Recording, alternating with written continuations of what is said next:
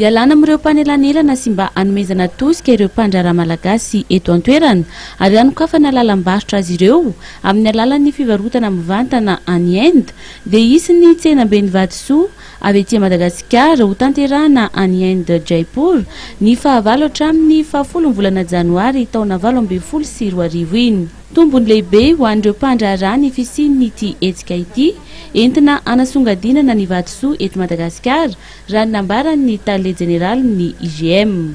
Raha ny tena marina zany raha ny filazana zareo sy ny statistika aty aminay zany dia kely de kely ny hoe importation directe na pierre précieuse ny indien zany en provenance de Madagascar.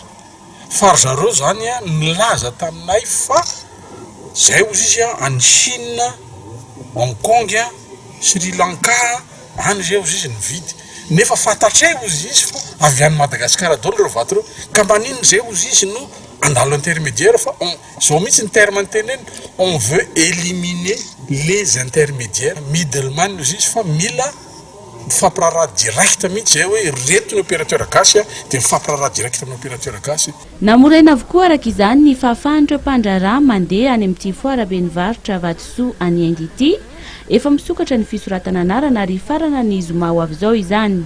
Afaka hoentina any Inde avokoa mandritra io foarabe 3 andro io ny vato brut na ny vato efa taillé. Marina fa i Inde no mpividy vatosoa be indrindra maneran-tany.